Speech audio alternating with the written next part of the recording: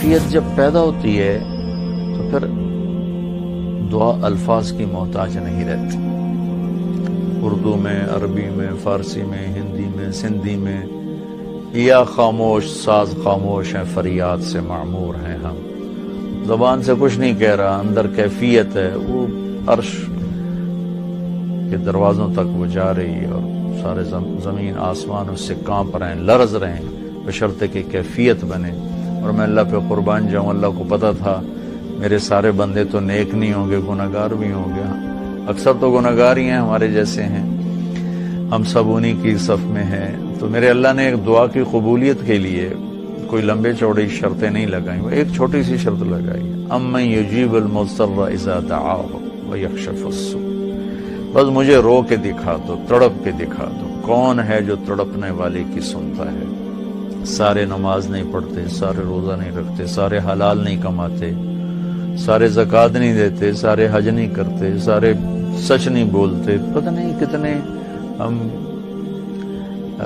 قسم کے گناہوں میں پھنسے ہوئے ہیں، مبتلا ہیں. تو اگر میرا اللہ یوں کہتا کہ میں تو صرف تقوی والوں کی سنوں گا، امن یجیب المتقین، ساڑھی تو پھر چھٹی ہو گئی آئی.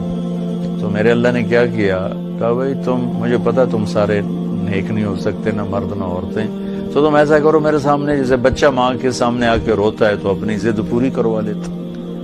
اور ماں پہلے نہ بھی کرتی ہے لیکن وہ مسلسل لگا رہتا ہے، روتا رہتا ہے، تو پھر ماں کہتی ہے اچھا میرا سر نہ کھا. تو میرا اللہ کہتا ہے بھائی ایک کام کر لو، میرے سامنے آ کے بس مجھے رو کے دکھا دو، چند آنسو بہا دو. اچھا تم کہتے ہو مجھ سے تو رویا نہیں جاتا، میرا دل بڑا سخت ہے، تو ہائے تو کر سکتے ہو، اللہ کے سامنے ہائے کر کے سنا دو، ہائے میرے رب. یہ ہائے بھی تمہیں رلائے گی بھی صحیح، اور اللہ کے عرش تک تمہاری دعا بھی پہنچے گی. دعا الفاظ کا نام نہیں، کتاب کھول کے پڑھ رہے ہیں اس کا نام دعا نہیں. مناجات مقبول پڑھ رہے ہیں یا حزب الاعظم پڑھ رہے ہیں، یہ پڑھنے کا اجر مل رہا ہے. مناجات مقبول پڑھی، اجر ملا. الحزب الاعظم پڑھی، اجر ملا.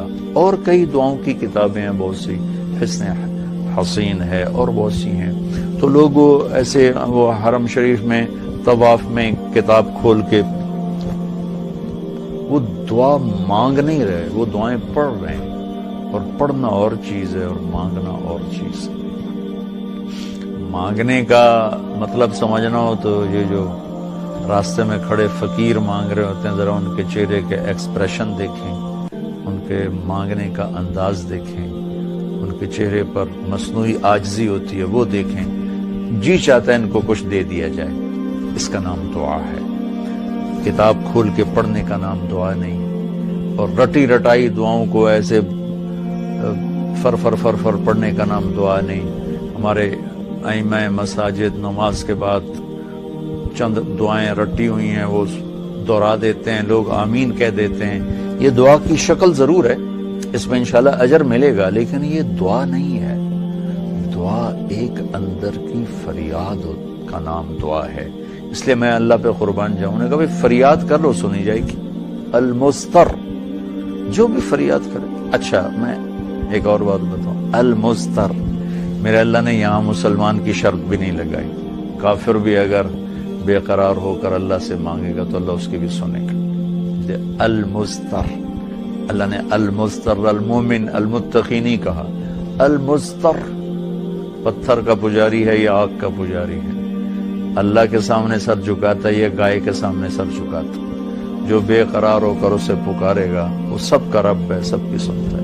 اجیب دعوت الداعی اذا دعان، یہاں بھی اللہ نے کہا ہے کہ میں پکارنے والے کی پکار کو قبول کرتا ہوں، سنتا ہوں. یہاں بھی مسلمان کی شرط نہیں لگائی، مومن کی شرط نہیں لگائی، مسلمان ہو کر نیک ہونے کی شرط نہیں لگائی. سب کا رب ہے.